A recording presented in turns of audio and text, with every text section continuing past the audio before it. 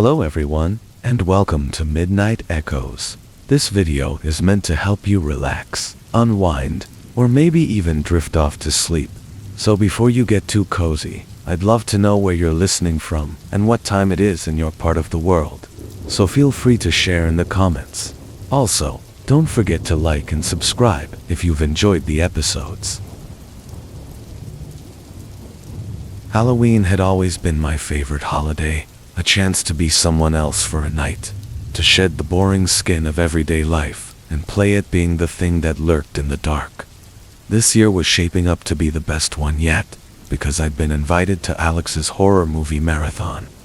It wasn't just any horror night. Alex went all out, with every horror classic from the past few decades lined up in carefully chosen order. We'd work our way through them, like we were tasting a fine wine flight, savoring each one with a mix of delight and dread. There were 6 of us that night. Me, Alex, who was the self-proclaimed horror king, Jenna, a fellow fanatic who'd studied every slasher flick frame by frame, Matt, who was convinced horror was just a psychological experiment on the weak-minded, and finally Lydia and Zach, a couple who barely cared for horror. Each of us had come in costume, of course, to celebrate the night in style. The setting was perfect. Alex's family had a sprawling old house just outside of town, perched on the edge of a forest with sprawling trees casting tangled shadows across the house. It was one of those places you could believe was haunted. Every floorboard creaked, the walls seemed to breathe with the sigh of the night, and there were more rooms than anyone would ever need. Even before we'd arrived, Alex had filled the space with fake spider webs, plastic skulls, and flickering red-tinted candles. The lights were low, and as we moved through the house, our shadows followed us like silent witnesses to the unfolding night. The marathon kicked off with a bang. We started with a classic Halloween, and settled into the oversized couches, a sea of snacks and drinks spread out before us. It felt right, cozy almost. The low glow of the screen, the smell of popcorn and cider in the air, the sound of us laughing and groaning at each cheesy jump scare. It was everything I'd wanted for Halloween. But as I sat there, I couldn't shake an odd feeling, something subtle, just under the surface, like the sense of being watched even in a room filled with friends. It was silly, of course. After all, we were all watching the screen, eyes glued to the slow prowl of Michael Myers as he stalked his prey. And yet, the feeling nagged at me, a tiny voice whispering that something was slightly off. Maybe it was the unfamiliar setting, the vastness of the house, or maybe it was just the atmosphere of Halloween and the movies. Or perhaps it was one of the costumes. Alex, dressed as Freddy Krueger, had taken his costume seriously. Jenna's Bride of Frankenstein look was impressive, complete with wild hair and dark eyeshadow that made her almost unrecognizable. But it was the other costumes that unnerved me. There was a masked figure, Zach, I assumed, dressed head to toe in black, with a ghostly white mask, and next to him was Lydia, wearing a long, tattered cloak, her face obscured by shadows. "Hey, this place has a real slasher vibe," I joked. I leaned over to Alex as we waited for the next movie to start. He grinned, adjusting his Freddy glove. "That's what I was going for. Just wait till we get to Friday the 13th. You'll never look at a camp the same way again." I laughed, brushing off the prickling unease that still lingered. It was Halloween, after all. If there was ever a night to feel a little on edge, this was it. As the night went on, the movies got darker, bloodier. I could feel the energy in the room shift. Jenna was loving every second, her face lit with excitement as she dissected every kill, every plot twist. Even Matt, who was usually a horror skeptic, seemed drawn in, though he occasionally rolled his eyes at the gore. Lydia and Zach stayed quiet, their costumes and masks making it impossible to tell if they were enjoying themselves or simply enduring it for the night. We'd made it halfway through Scream. I noticed a figure in the mask, staring at me. Zach, I assumed, though he hadn't taken the mask off since the night began. He sat there, unnaturally still, his white mask reflecting the light from the screen. I tried to ignore it, focusing on the movie, but every time I glanced back, his masked face was turned directly toward me, like a silent accusation. "Are you okay?" I whispered to him during a scene change. Hoping to break the tension, I asked, but he only tilted his head slightly, the mask obscuring any expression. "Just watching," he said in a voice low enough that only I could hear. I shivered, feeling a strange unease settle in my stomach. It was silly, of course. It was just Zach, playing up the Halloween spirit. But something about the way he said it made me want to keep my distance. "Creepy," I muttered, trying to laugh it off. The others barely noticed, caught up in their own conversations as we queued up the next film. But as I settled back into my spot on the couch, I couldn't help but glance over at the masked figure. He was still watching me, silent and unmoving, his presence filling me with an odd sense of dread. It was going to be a long night. As we moved further into the marathon, the night took on a stranger, more sinister feel. I kept telling myself it was just the movies, just the carefully orchestrated atmosphere Alex had created. But the nagging sense of something being wrong clung to me, stubborn and unshakable. Somewhere around midnight, just as we were about to start the Texas Chainsaw Massacre, the house creaked with a sound that made everyone pause. It wasn't the usual groaning of old wood under pressure. It sounded deliberate, like footsteps in a room far above us. We all turned, looking toward the ceiling, our expressions a mix of nervous amusement and genuine curiosity. "Maybe it's just the pipes," Lydia said, trying to brush it off. Her voice sounded flat, though, like she wasn't quite convinced. Alex seized the moment, waving his Freddy glove at us. "It's Halloween. Maybe we've woken the spirits of horror movie victims past." The joke fell flat. No one laughed, but we all stayed seated, keeping our eyes on the TV as the next movie began. I couldn't help glancing back at the figure in the mask. "Zach," I kept telling myself. He hadn't spoken since that unnerving comment, and his masked face was still turned toward me. I wanted to ask him why he was being so strange, but every time I mustered the courage, something held me back. Maybe it was the night, or the mounting tension, but I couldn't shake the feeling that there was something off about him. As the movie played, I noticed my phone was missing. I'd left it on the coffee table earlier, or at least I thought I had. I started searching through the cushions, muttering under my breath as I lifted pillows and dug through the gaps, but it was nowhere to be found. "Hey, has anyone seen my phone?" I asked, trying to keep the annoyance out of my voice. Jenna glanced at me, raising an eyebrow. "Maybe the slasher took it," she said with a smirk. I rolled my eyes. "Seriously? Did anyone see where I put it?" One by one they shook their heads. Alex shrugged, not looking away from the screen. "It's probably just buried under something. This place is a mess right now." But even as he said it, I felt a small chill creeping up my spine. Phones didn't just disappear, especially not when you'd been in the same room the entire time. Still, I pushed the thought aside. It was probably somewhere stupid, and I'd find it eventually. As the minutes ticked by, the strange tension in the room grew thicker. The masked figure shifted, then stood up without a word. We all looked at him, slightly startled, as he began walking toward the door leading to the kitchen.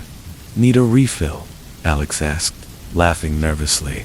But the figure said nothing, just continued walking, disappearing into the shadows beyond the doorway. The silence that followed was oppressive. It felt like a weight pressing down on my chest. "Zach's really into this whole creepy Halloween thing, isn't he?" I whispered to Jenna, trying to make light of it. She just nodded, looking slightly pale. "Yeah, but he's taking it a bit far, don't you think?" A few minutes passed, and the masked figure hadn't returned. The kitchen was just down the hall, a short walk that shouldn't have taken more than a minute or two. Yet he was nowhere to be seen. "Should someone check on him?" Lydia asked, her voice trembling slightly. Matt shrugged, forcing a laugh. He's probably just playing a joke on us, trying to get us all freaked out. But as the minutes dragged on, our collective unease grew. The masked figure didn't return, and the silence in the house felt more ominous than it should have. Finally, Alex stood up, sighing in exasperation. "I'll go check on him. Probably trying to scare us. You guys stay here." He left, disappearing down the hallway. We sat in tense silence, listening for any sounds of conversation, laughter, anything that would suggest this was all part of some elaborate prank. But the house remained silent. After what felt like an eternity, Alex returned, looking pale and shaken.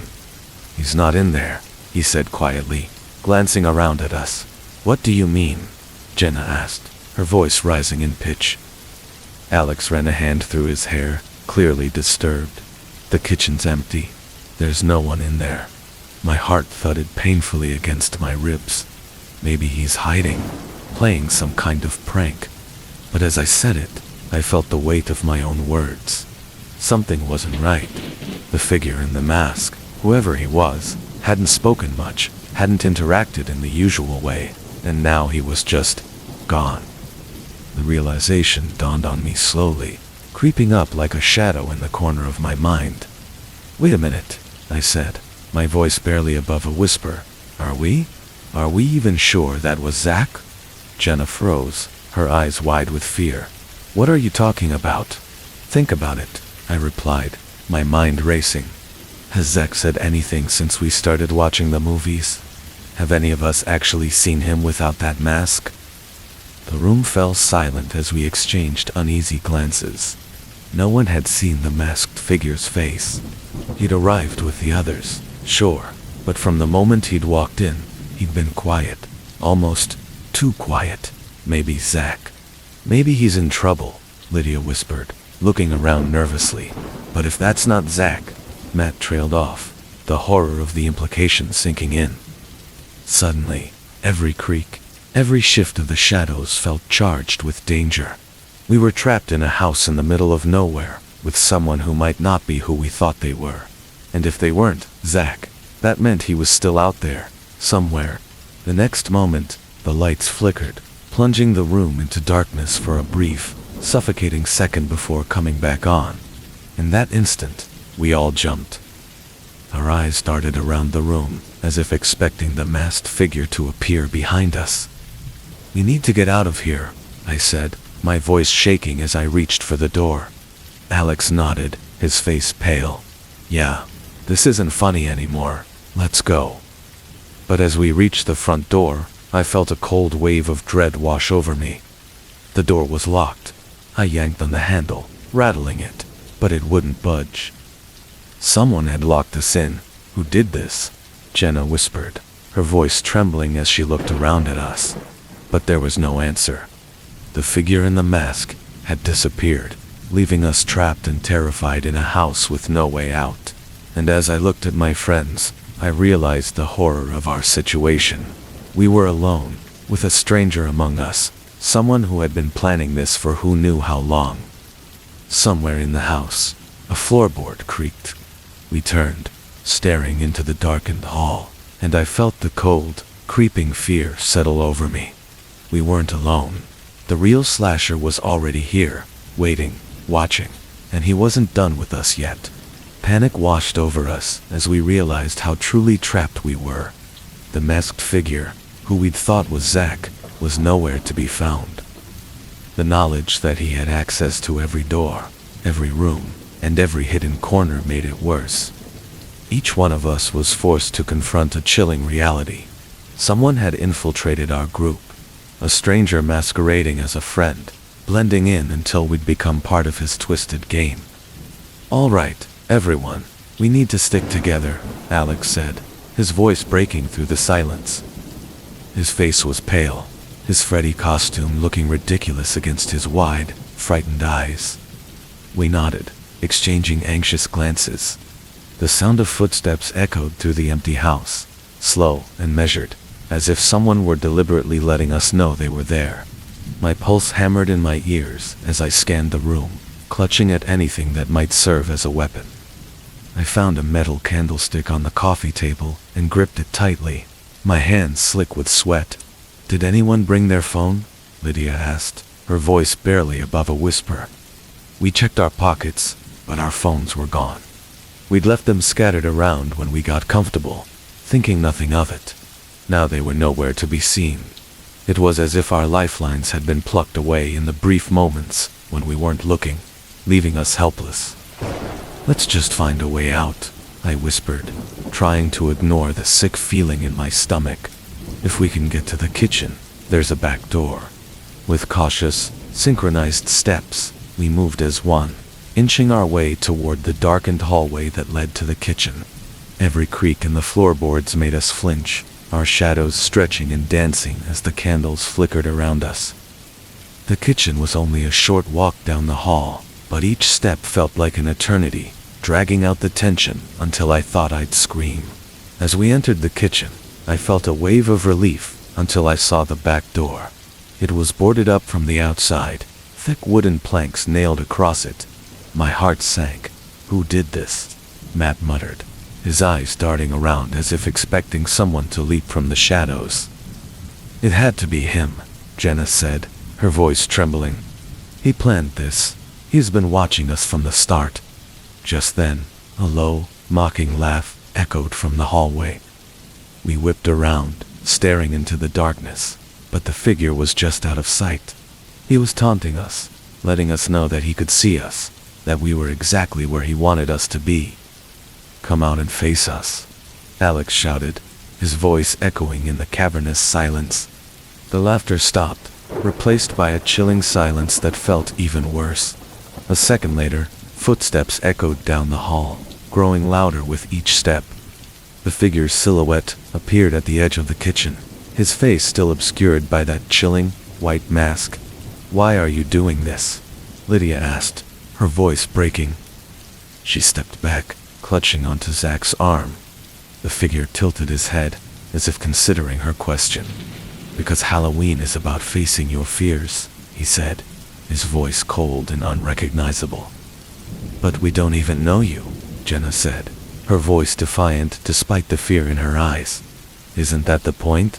He replied, "You don't know me, and yet here I am, closer than anyone you trust." In an instant, he lunged forward, a glint of metal flashing in his hand. We scattered, each of us diving in different directions as he swung, the knife narrowly missing Matt. Alex grabbed a chair, using it as a shield as he blocked the figure's advance. I watched in horror as the blade sliced through the air, gleaming in the faint light, each swing closer and closer to landing. "Get to the dining room," Alex yelled, his voice breaking through my shock. "We can barricade ourselves there." With no other options, we ran. I could hear the masked figure's footsteps close behind us, each step a reminder of the danger that had infiltrated our lives so seamlessly. We stumbled into the dining room, slamming the door shut behind us, and Alex and I pushed a heavy sideboard against it. The silence on the other side was suffocating, and for a moment, we thought we might be safe. But then, slowly, methodically, the doorknob began to turn. "He's going to get in," Jenna whispered, her voice a broken echo of the confident girl she'd been just an hour ago. I looked around the room, desperately searching for a way out, but the windows were shuttered, and every exit was blocked. The figure was relentless, his footsteps growing louder as he pressed against the door, testing the makeshift barricade. "Why is he doing this?" Lydia sobbed, clutching onto my arm. "He said something about facing fears," I murmured, trying to make sense of his cryptic words. "But I don't think it's just about fear. I think he's been planning this." Matt nodded, a look of realization dawning. "Remember what Jenna said about him being a true crime fan? Maybe he wants to act out his own twisted fantasy." The truth of it hit me like a punch to the gut. He wasn't just here to scare us. He was here to live out a dark obsession, a fantasy that involves terrorizing and hurting others. Suddenly, the door shook, the force behind it making the sideboard tremble. I took a step back, clutching my candlestick tighter. We had no choice. It was either fight or let him get to us. As the door burst open, the masked figure lunged into the room, his knife gleaming in the dim light. Alex swung a chair at him, catching him off guard, but the figure retaliated, driving his shoulder into Alex and knocking him to the ground. I leaped forward, swinging the candlestick at his head. It connected with a sickening thud, and he staggered back, his grip on the knife faltering. But he wasn't down for long. He turned, his masked face locking onto me, and I felt a cold wave of terror wash over me. He advanced slowly, his gaze never wavering, each step filling the room with an oppressive dread. "No!" Jenna screamed. She grabbed a vase and hurled it at him. It shattered against his shoulder, but he barely flinched. His eyes, cold and detached behind the mask, were focused solely on me. I backed up, my mind racing, desperately trying to find a way to stop him. But he was relentless, his gaze unyielding, his every movement calculated and precise. I was cornered, and I knew I had only one chance. Just as he lunged, I dropped to the ground, dodging his strike and reaching for the knife in his hand. My fingers brushed against the handle, and with a surge of desperation, I yanked it from his grip. He stumbled, momentarily caught off guard, and I scrambled to my feet, holding the knife in front of me. "Get back," I shouted, my voice trembling. He laughed, a low, mocking sound. The laugh sent chills down my spine. "You think you can beat me?" he sneered, his voice dripping with contempt. But I didn't back down. I held the knife steady, my eyes locked onto his as I prepared to fight for my life. In a final, desperate move, I lunged forward, driving the knife into his shoulder. He let out a grunt of pain, but before he could retaliate, Alex and Matt tackled him. They pinned him to the ground. We struggled, each of us working together to hold him down, and with a final push, we wrested his mask off. The face beneath was as strange as a man none of us recognized, his expression twisted with rage and frustration. He thrashed against us, but we held him down, our collective strength overpowering his. "Who are you?" I demanded, my voice shaking. The man laughed, a hollow, bitter sound. "I'm no one," he said, his voice filled with contempt. "Just a face in the crowd, and you'll never forget me." We tied him up, using every belt and scarf we could find, and locked him in a storage closet. Outside, dawn was beginning to break, casting a pale light over the nightmare that had unfolded. We stumbled outside, shaken but alive. The adrenaline still pulsed through our veins. The authorities arrived soon after, taking the man into custody. He was a drifter, a true crime fanatic, who'd spent years planning his twisted spree, choosing Halloween to blend in, hiding among us until the perfect moment. As I watched them lead him away, I felt a strange mix of relief and dread. We had survived, but the scars of that night would stay with us forever. Halloween would never be the same. Next story. The invitation had arrived a week earlier. A sharp, blood-red card slipped under our apartment door, its glossy finish reflecting the faint light from the hallway. The creepiest Halloween home tour, it promised in block letters that resembled splattered paint. I'd always had a soft spot for Halloween, that sweet spot where the macabre was accepted. I showed it to Claire, who rolled her eyes at my excitement, but agreed with a smile. "We could use a night out," she murmured, her eyes softening in that way they did when she humored my more eccentric tastes. She didn't love Halloween as I did, but she knew it thrilled me, and she loved seeing me happy. When the night of the tour arrived, we put on our costumes. Nothing extravagant, just enough to fit in. I opted for a long black trench coat and a cheap fedora that could pass for a private detective, while Claire went for a mysterious, veiled look, a dark dress that hinted at some Victorian tragedy. The address was on the outskirts of town, past the main street, and into the darker parts that even streetlights seemed to shy away from. It was an area I'd only been to a handful of times, the kind of place where old houses hunched together, their windows covered with thick dust, and their paint peeling from years of neglect. A few other couples joined us on the dark street, each murmuring with excitement as they walked up to the house. "This has to be it," I said, pointing to the large, dilapidated Victorian house ahead.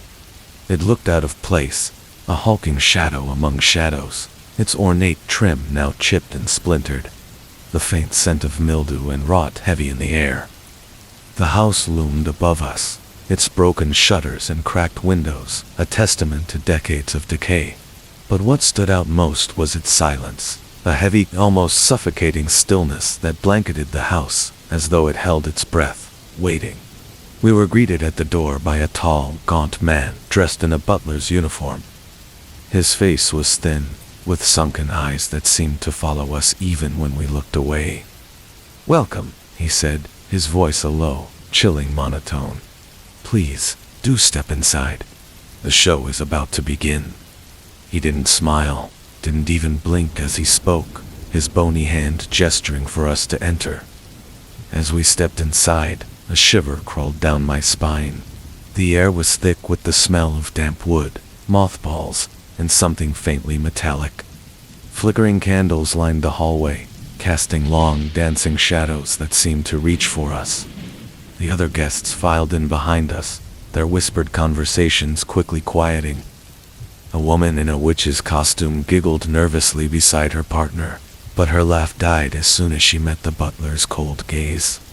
Claire slipped her hand into mine, her fingers warm and reassuring. "It's all part of the show," she whispered, her voice barely more than a breath.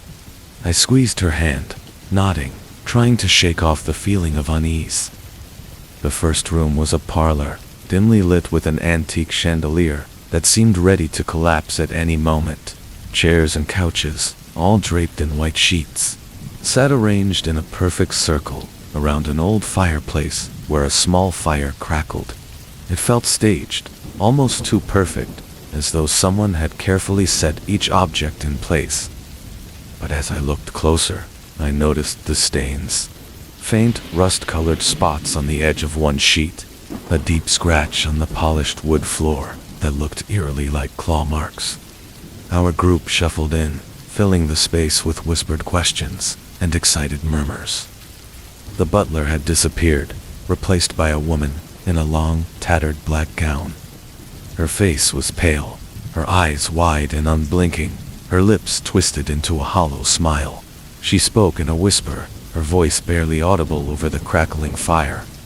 "Welcome to our humble abode," she said, her gaze sweeping over us, lingering on each face just a second too long. "Tonight, you are our honored guests." She motioned toward a door at the far end of the room, her smile fading into a blank, unreadable expression. We hesitated, glancing at each other, but no one wanted to be the first to speak. Finally, the couple beside us moved toward the door, and the rest of us followed, our footsteps muffled by the thick carpet underfoot. Claire tightened her grip on my hand. "It's intense, isn't it?" she whispered, her voice tinged with a nervous laugh. I nodded, unable to find the words to respond. The air felt heavy, oppressive, each breath thick with dust and the faint metallic temps I'd noticed earlier. As we moved through the door, into the next room, a thrill of excitement mingled with a gnawing sense of dread. This was more than I'd expected. A haunted house that went beyond cheap scares and plastic skeletons. This place felt real, the kind of horror that sank into your bones, slow and relentless. The next room was dim, lit only by a single flickering bulb that swung slightly overhead, casting shifting shadows across the room's walls. It was a kitchen, or at least a twisted version of one. The countertops were lined with dark stains, and an assortment of knives lay scattered across a wooden block. The refrigerator hummed quietly, its pale green light leaking out through a crack in the door. The scent of something sour and metallic hung in the air, mingling with a faint undercurrent of rot. The woman in the black gown followed us into the room, her gaze cold and unwavering as she watched our reactions. "This is the kitchen," she murmured, her voice barely a whisper. Many meals were prepared here, many sacrifices made. Her words hung in the air, unsettling in their ambiguity. I glanced at Claire, who shot me a nervous smile, her eyes betraying a flicker of discomfort. Despite the unsettling atmosphere, I told myself it was all a carefully crafted show. Just another elaborate haunted house designed to get under our skin. I almost admired the level of detail, the painstaking work that had gone into making each room feel like a snapshot of some grim, untold story. The tour continued, each room revealing more disturbing scenes. The dining room was set up with a long wooden table, adorned with a decaying feast. Plates covered in moldy food sat untouched, flies buzzing around the rotting remains of what looked like roast meat and wilted vegetables. The smell was overwhelming, a thick stench of decay that settled in the back of my throat. I glanced at the others, noticing that even the more enthusiastic guests were beginning to look uncomfortable. "What is this place?" a man muttered beside me, his voice tinged with unease. No one answered. But the silence that followed was heavier than words. The woman in black led us deeper into the house, her expression unchanging as she ushered us into a small, dimly lit bedroom. The bed was unmade, the sheets stained and wrinkled, as though someone had just crawled out of them. The walls were covered in scratches, long, jagged marks that carved deep into the wood. A mirror hung on the wall, cracked and cloudy, reflecting our pale, uneasy faces back at us. As I looked around, something caught my eye, a faint smear of red on the edge of the bed frame. It looked fresh, the color vibrant against the dull fabric. I swallowed hard, glancing at Claire, who had noticed it too. Her hand tightened around mine, her nails digging into my skin. The woman in black smiled, a thin, joyless expression that seemed to stretch her face in unnatural ways. "Our guests have often left. Marks," she said softly. "Some say this room is haunted by their memories." An uneasy murmur rippled through the group, and I felt the tension in the room rise. People exchanged glances, their expressions shifting from nervous excitement to something closer to fear. The woman's words had a weight to them, an edge that hinted at something darker than simple theatrics. For the first time, I began to feel the cold prickle of genuine fear. The tour continued, each room more disturbing than the last, with scenes increasingly lifelike and eerie. We saw a bathroom with cracked, blood-stained tiles, a study filled with old, yellowing newspapers detailing gruesome local crimes, and a basement that reeked of damp earth, lined with shelves of old jars filled with preserved animal parts floating in murky liquid. The woman's narration became darker, her descriptions tinged with a strange, almost reverent tone as she spoke of each room's history. The other guests had fallen silent, their laughter and chatter replaced by uneasy glances and shuffling feet. At one point, Claire leaned close to me, her voice barely a whisper. "This feels wrong, like really wrong." I nodded, my mouth dry. "I know, but it has to be part of the act, right? I mean, they couldn't get away with actually." I trailed off, unable to finish the thought. But as we moved into the next room, my unease deepened. The scene before us was disturbingly realistic. A living room staged like a crime scene, complete with a chalk outline on the floor and blood splatters across the walls. The furniture was overturned, as though a violent struggle had taken place.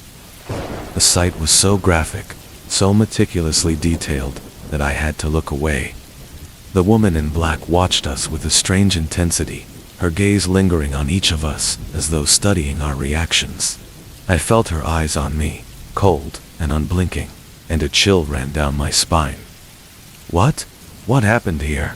a woman in our group asked, her voice trembling. The woman in black tilted her head, a small smile playing at the corners of her mouth. "Oh, a rather unfortunate incident," she replied, her tone almost gleeful. "A visitor who didn't appreciate our hospitality. But don't worry, it was long ago." Her words sent a ripple of unease through the group, and I saw several people glance toward the door, as though considering leaving. But the woman blocked the exit, her posture relaxed yet firm, her smile unwavering. Claire squeezed my hand, her eyes wide with fear. "I think we should go," she whispered urgently. I nodded, feeling the same impulse. But as we moved toward the door, the woman's smile faded, her eyes narrowing. "I'm afraid the tour isn't over yet," she said, her voice icy. "We wouldn't want you to miss the best parts." A sense of dread settled over me, thick and suffocating. The door behind us creaked shut, the lock clicking into place. My heart pounded in my chest, each beat loud in the silence that followed. I glanced around, realizing that every exit was blocked, each door secured with heavy locks that hadn't been there when we first entered. "Please," one of the other guests said, his voice trembling. "We've had enough. We want to leave." The woman in black's expression softened, a hint of amusement flickering in her eyes. "Oh, but you're our guests," she said, her tone dripping with mock sweetness, "and we've gone through so much trouble to prepare this evening for you."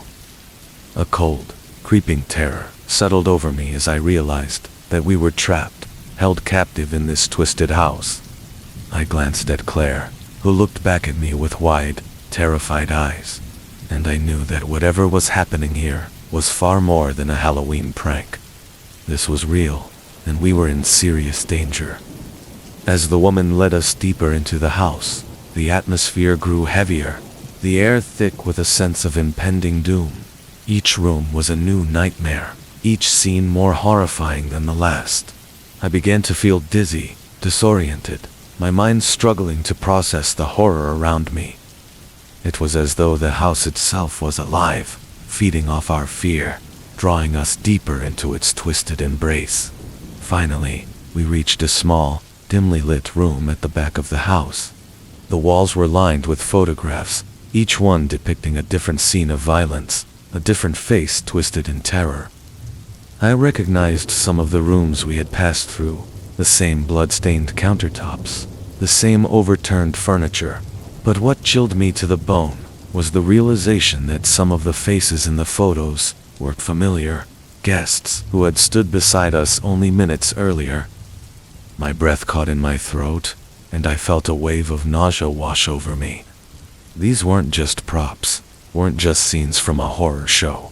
They were real, snapshots of the past victims who had walked through these same rooms, their last moments captured in brutal detail. The woman in black turned to us, her eyes gleaming with a cold, malevolent satisfaction. "You see," she said softly, "we don't just show you the horrors of the past. We allow you to become part of them." A chill ran down my spine as her words sank in. We weren't guests. We were the next scene in their twisted show.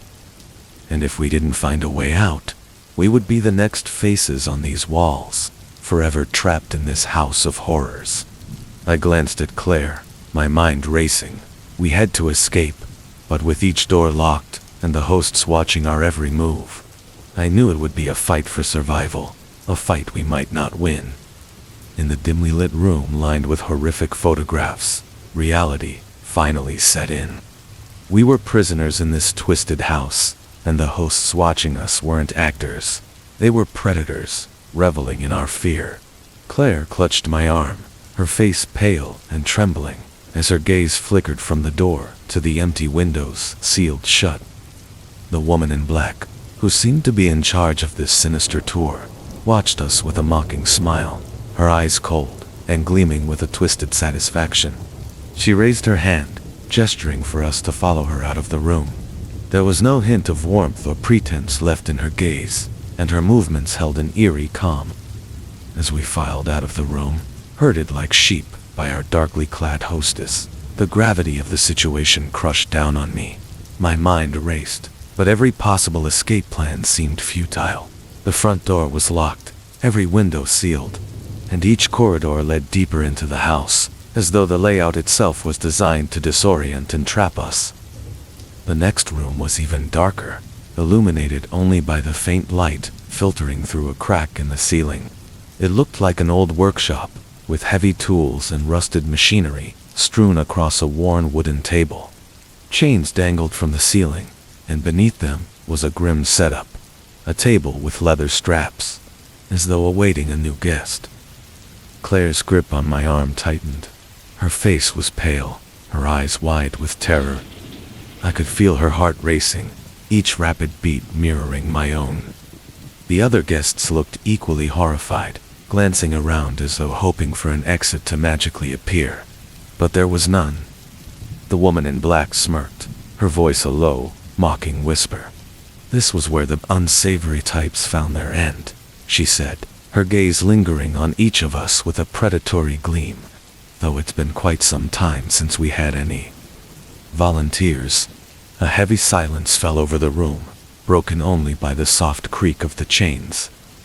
I looked around, searching for anything that could be used as a weapon, but every tool was either out of reach or rusted to the point of uselessness. Panic clawed at my chest, but I forced it down, knowing that I had to stay calm. Losing control would only make things worse.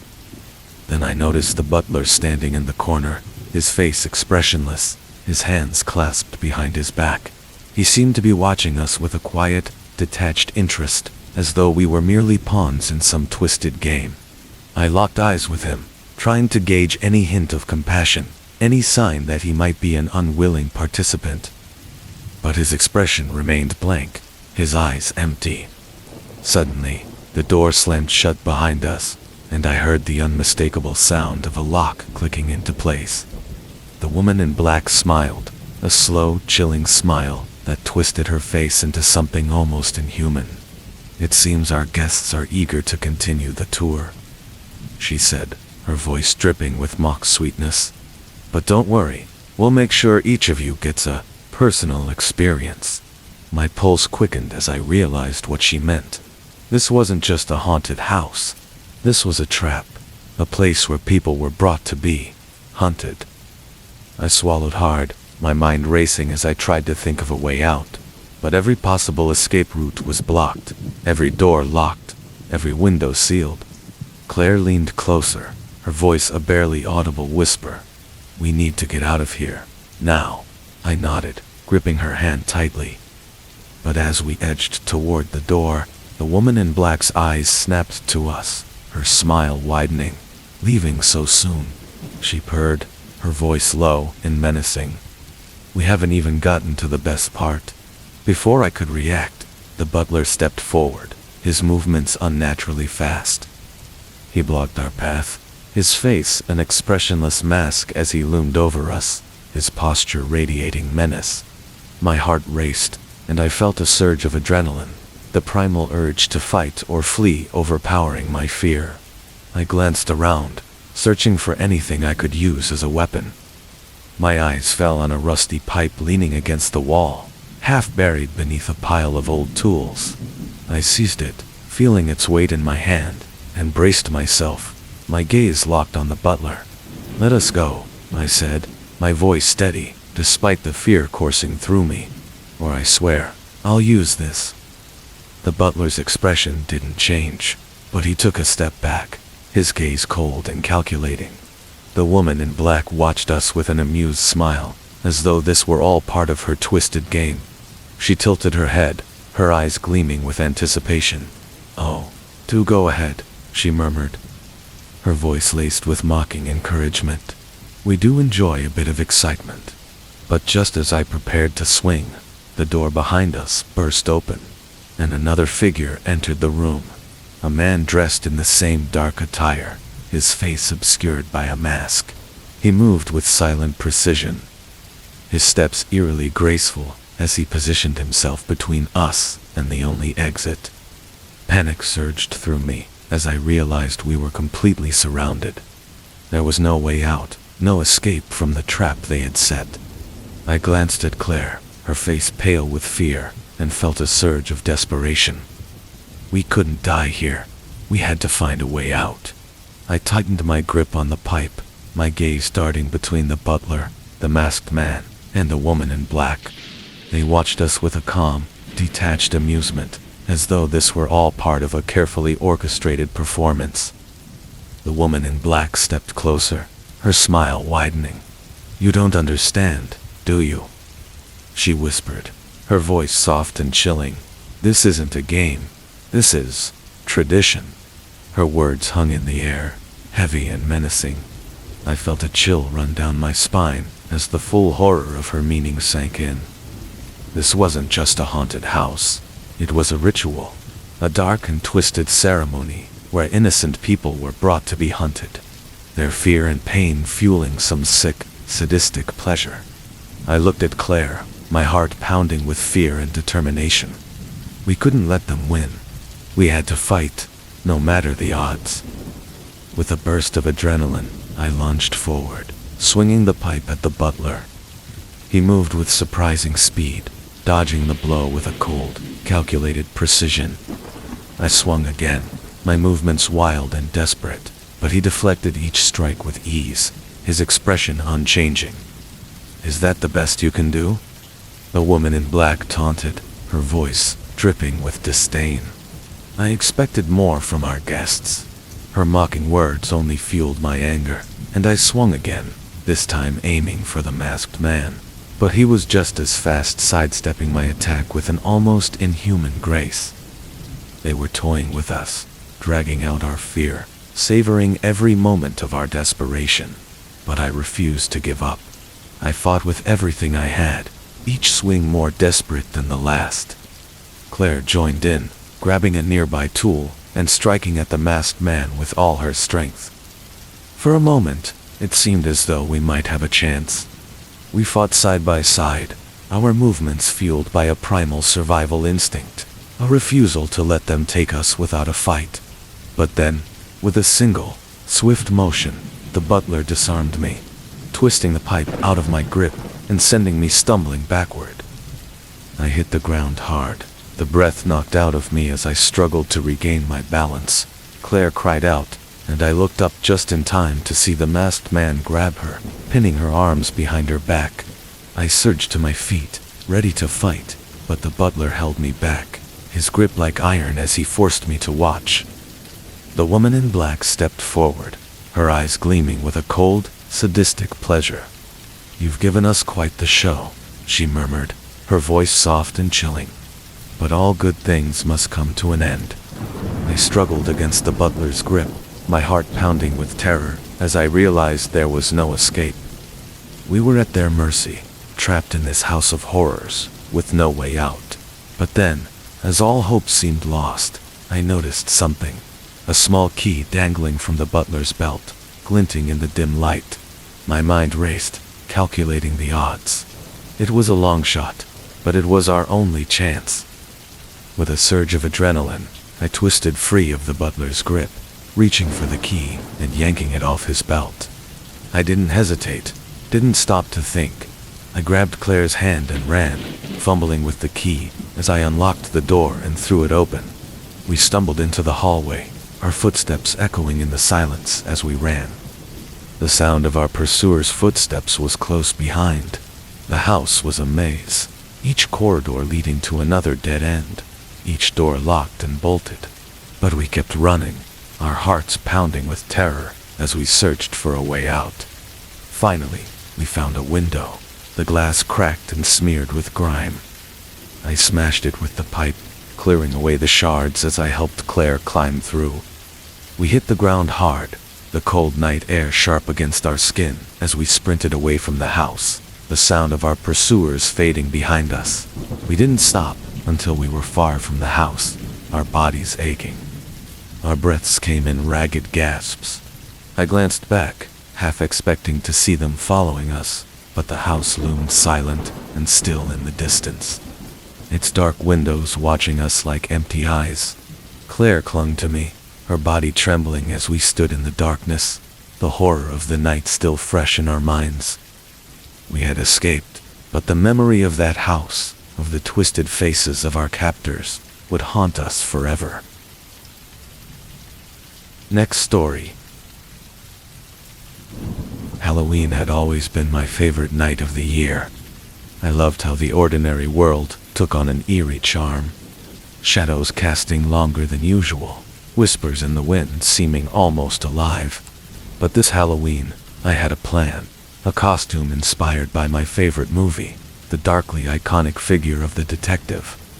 Claire, my best friend, said I was going overboard, but I had crafted every part of the costume with precision. From the dusty fedora to the long coat that brushed my knees, I felt both hidden and liberated, a silhouette sliding in and out of the night's anonymity.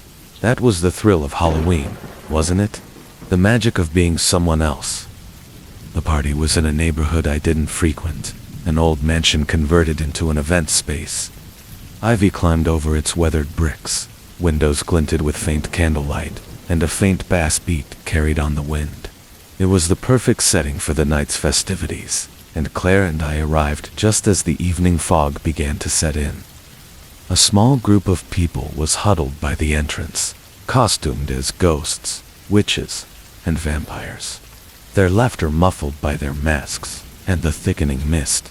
Inside, the mansion felt surreal.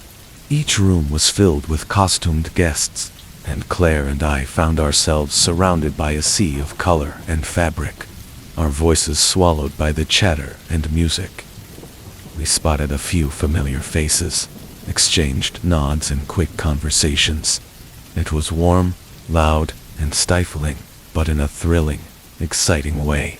The chandelier overhead threw light into the shadowed corners, creating a mixture of warmth and darkness that seemed to wrap around us. But, for some reason, I couldn't shake a feeling of something being off.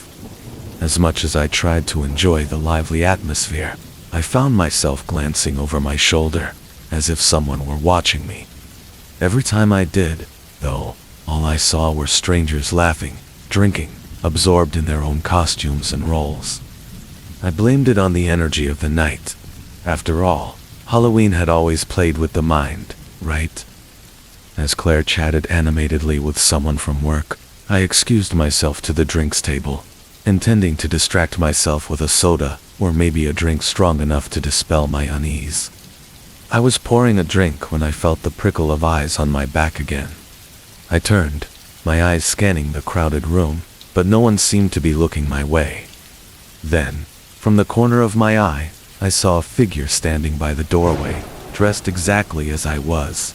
A gray fedora, a trench coat brushing their knees, a hint of a smirk barely visible beneath the shadowed brim. For a second, I felt a spark of amusement.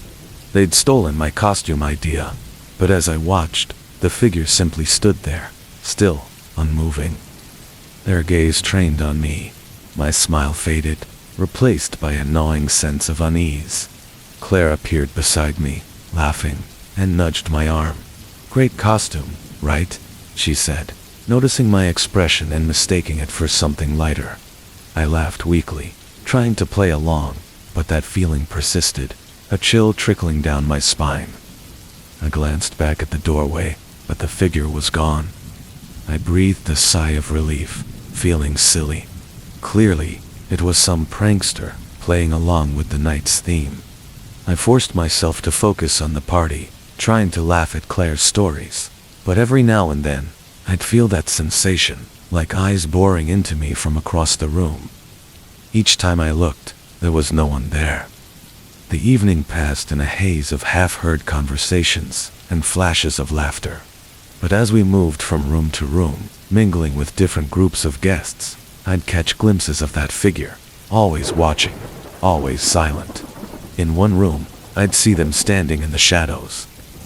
They were partially obscured by a potted plant. In another, they were near the fireplace, the flickering flames casting their face into darkness.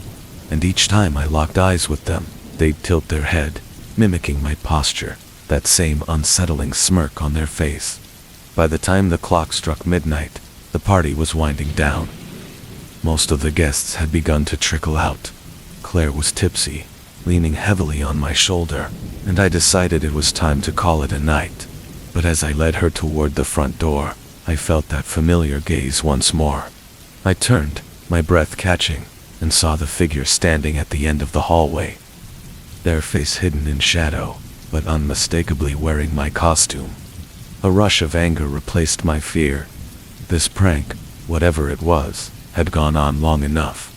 I released Claire's arm, telling her I'd be right back, and strode down the hallway, determined to confront them.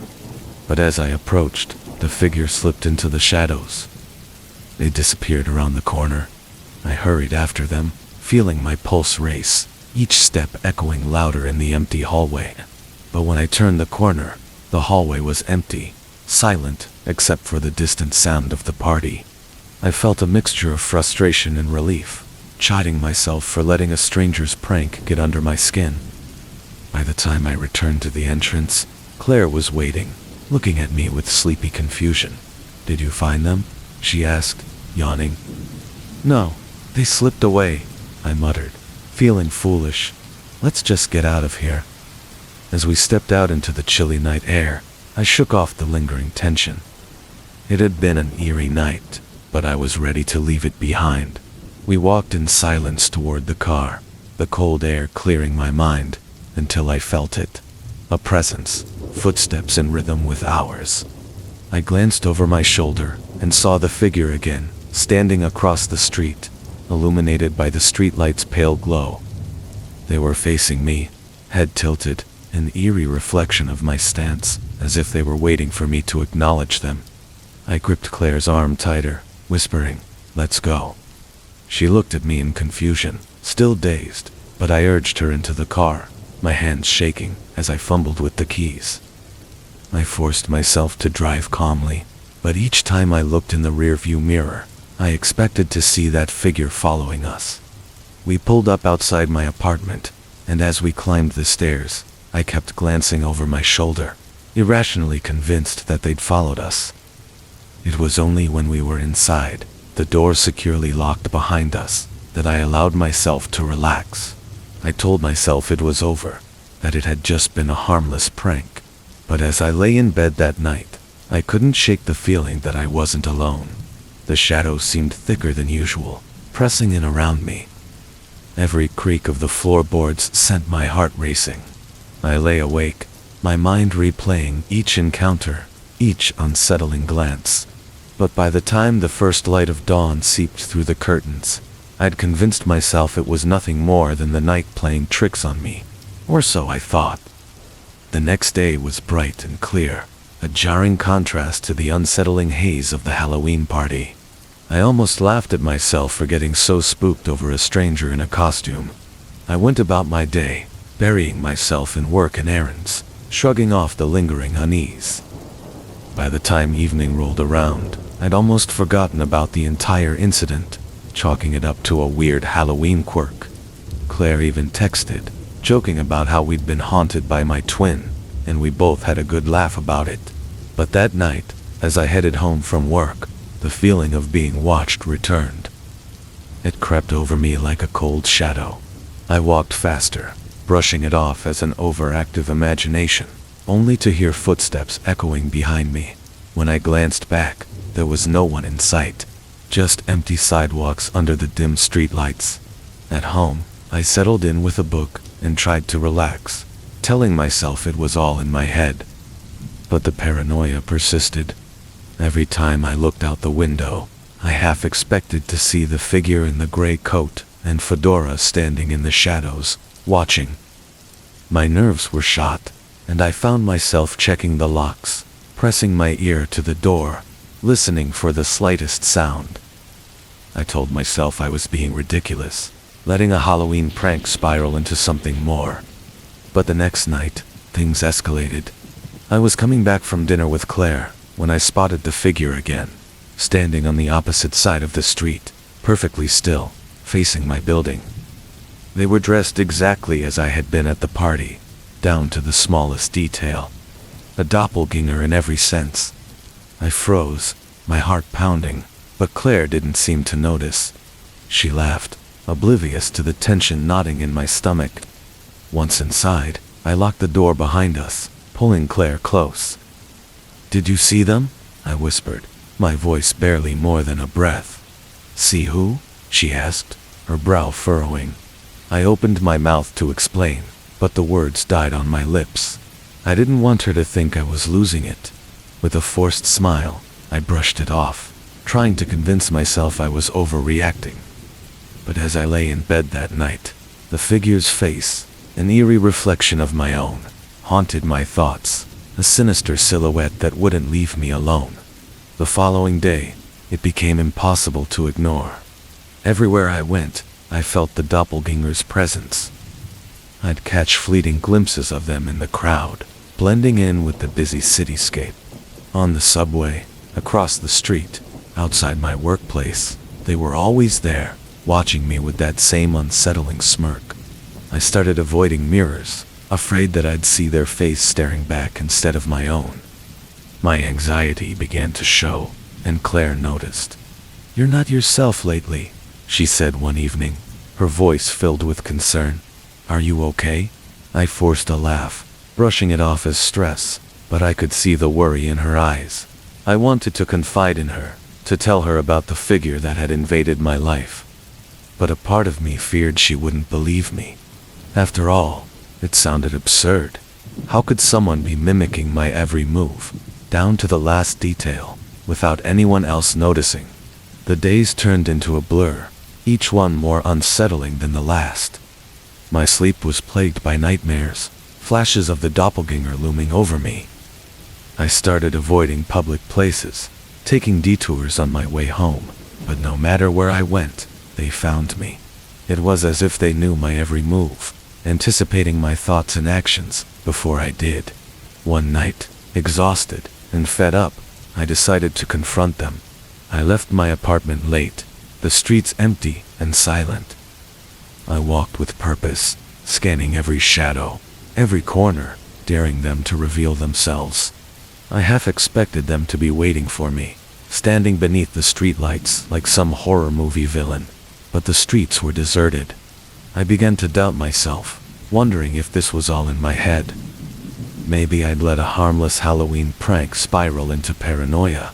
But just as I was about to turn back, I heard footsteps echoing behind me, steady and measured.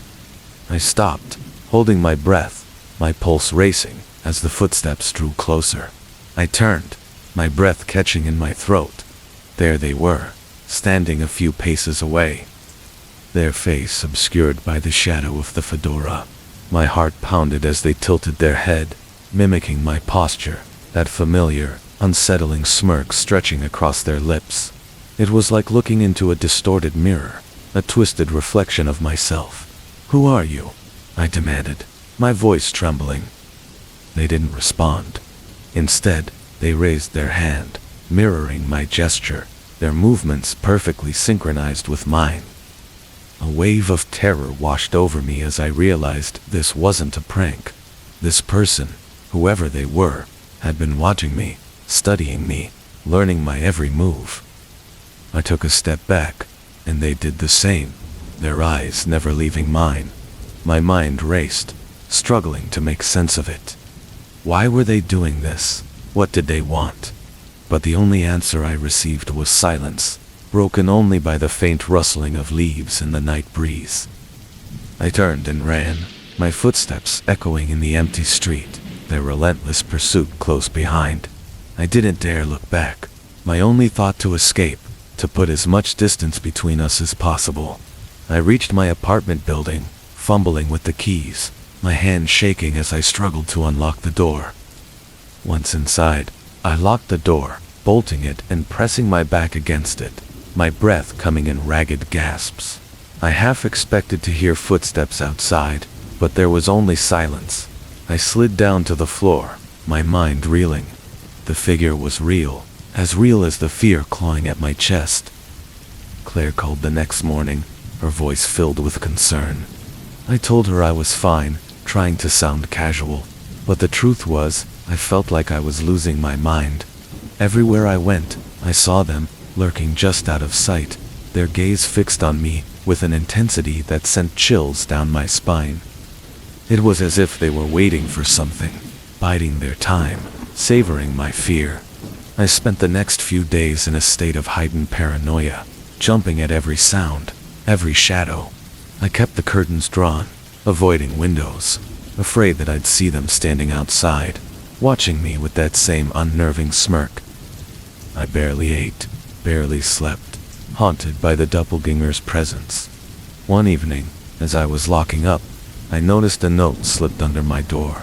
My blood ran cold as I picked it up, my hands shaking as I unfolded the paper. Scrawled in messy handwriting were the words, "I know who you are." I felt a surge of anger, mixed with fear. This had gone far enough. I wasn't going to let them terrorize me any longer. I crumpled the note, my hands clenched into fists. I didn't know what I was going to do, but I knew one thing. I wasn't going to be their victim. The message on the note stayed with me, its words branded into my mind. "I know who you are." The boldness of it shook me. They'd infiltrated the last bit of security I had left, marking my space with their twisted message. I couldn't ignore it any longer. I had to take control. I spent the next few days preparing. I stopped by hardware stores, picking up a new lock, a motion sensor, and a small, inconspicuous camera I could position outside my apartment door. Claire called several times, but I kept my answers brief, not wanting to worry her. I had only one goal: to catch this person, whoever they were, and end this nightmare. The camera captured hours of footage, and each night I'd sit up, poring over it, waiting to catch a glimpse of my doppelganger. For days, nothing appeared on the recordings, just the usual hallway activity. I began to think I'd scared them off with my precautions, that perhaps they'd finally realized I was ready to fight back. But then, one night, I saw them. The screen flickered as they appeared in the frame, standing directly in front of my door. My heart hammered as I watched them. Their face partially obscured, but unmistakably familiar. They lingered there for a few moments, then raised a hand, pressing it flat against my door, as though they could feel my presence on the other side. My skin prickled as I realized how close they'd come to me, how easily they could have broken in if they'd wanted. Then, without warning, they stepped back, vanishing from the screen as quietly as they'd appeared. I stared at the screen, unable to move, my mind racing with fear and anger. They'd been taunting me, watching me, waiting for the perfect moment to strike. But this was a game I was no longer willing to play. Fueled by rage and a need for answers, I grabbed my coat and stormed out of my apartment, determined to confront them. The city streets were quiet, and a light drizzle had begun to fall, casting a hazy glow over the sidewalks. I knew where I needed to go. The figure had always appeared in the same few spots. If they were there, I'd find them. I walked through the city, my steps echoing off the wet pavement. Every so often, I'd hear a faint sound behind me, the shuffling of feet, the rustle of fabric. I knew it was them, lurking just out of sight, but I kept walking, leading them toward a small, deserted park. There, under the sparse streetlights, I waited, my breath steady, my fists clenched, and then they appeared. They stood across the clearing, their figure obscured by the shadow of their coat, the brim of their fedora casting their face into darkness. But I knew it was them. The doppelganger who'd invaded my life, twisted my every move into a macabre imitation. My heart pounded as I took a step forward, anger surging through me, drowning out my fear. "What do you want?" I demanded, my voice echoing in the stillness. "Why have you been following me?" For a moment, they were silent, their head tilted slightly, as though studying me. Then they took a step closer, their movements slow and deliberate, mirroring mine with an eerie precision. I felt a chill run down my spine as I realized they weren't going to answer me, not in words, at least. Their silence spoke volumes, a twisted reflection of my own fear and anger. They raised a hand, mimicking my posture, their fingers curled into a fist. The sight filled me with a deep, unsettling dread, as if I were watching my own reflection come to life. My own face twisted in a dark, malevolent smirk. It was then that I understood. They didn't want to hurt me. They wanted to become me, to take my place, to erase me entirely. Fueled by a mix of fear and fury, I charged toward them, my fists clenched. But they were ready, stepping back, their movements fluid and controlled. They grabbed my arm, twisting it behind me with an unnatural strength, forcing me to my knees. I struggled, fighting with everything I had, but they held firm, their breath hot against my ear, as they leaned in close. "Isn't this what you wanted?" they whispered, their voice a distorted echo of mine. Twisted and hollow. To be seen, to be remembered. I fought harder, adrenaline coursing through me, my mind racing for a way out. With a surge of strength, I broke free, stumbling backward, my pulse pounding in my ears. I watched them, my vision blurred by pain and fear, as they straightened. Their face obscured but unmistakably mine. "You're not me," I spat, my voice trembling with rage. "You'll never be me." They took a step forward, their face twisted into that same unsettling smirk, a cruel mockery of my own expression. "I am you," they said softly, their voice a chilling whisper. Desperation flared in my chest, and I lunged forward, tackling them to the ground. We struggled, each movement a chaotic blur, our breaths mingling as we fought for control. But with one final burst of strength, I pinned them beneath me, pressing my hands against their shoulders. My face inches from theirs. They looked up at me, their eyes wide, reflecting my own fear, my own desperation. And in that moment, I saw myself, not as I was, but as they wanted me to be. A hollow, empty shell, stripped of identity, twisted into something unrecognizable. It was a vision that filled me with a primal terror, a fear that went beyond words. With a surge of adrenaline, I pressed down harder, feeling their resistance weaken, their gaze flickering. They stared up at me, their smirk fading, replaced by something darker, something desperate. But I didn't relent. I held my ground, feeling their strength drain away, their grip loosening, until finally, they lay still. I staggered back, gasping for breath, my mind reeling. I stared down at them, their figure sprawled on the ground, unmoving, their face a twisted reflection of my own. But they were gone. Nothing more than a shadow, a fragment of the fear that had haunted me. For a long time, I stood there, the silence pressing in around me, the rain washing away the remnants of the struggle. I felt a strange emptiness, a hollow ache where my fear had once been. As if a part of me had been stripped away, leaving only a faint, lingering echo. The walk home was silent, each step muffled by the night's lingering mist. My clothes clung to me, damp from the rain, and my hands shook, a reminder of the struggle that had just unfolded. The streets were empty, the city still and quiet, as if it too had borne witness to the nightmare that had haunted me for so long. I locked the door behind me, leaning against it as the weight of everything settled over me. I was finally alone, the quiet filling my apartment. The shadow of my doppelganger no longer lingered, and yet, a part of me still felt hollow, as though some intangible part of me had been taken in that struggle. I couldn't shake the feeling that the figure had left an imprint, a mark that couldn't be washed away so easily. In the days that followed, life resumed its normal pace. I returned to work, saw Claire again, resumed the routines that had once felt ordinary. Yet something had changed. Claire noticed it too, her concerned glances reminding me of the person I had been before the doppelganger appeared. I wanted to tell her everything, to unburden myself of the horror that had followed me, but words failed me. I began noticing changes in myself, subtle shifts I couldn't explain.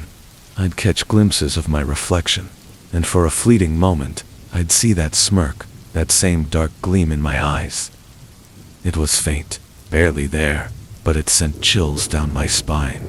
Each time, I'd shake it off, telling myself it was my mind playing tricks, a leftover fragment of the fear that had once held me captive.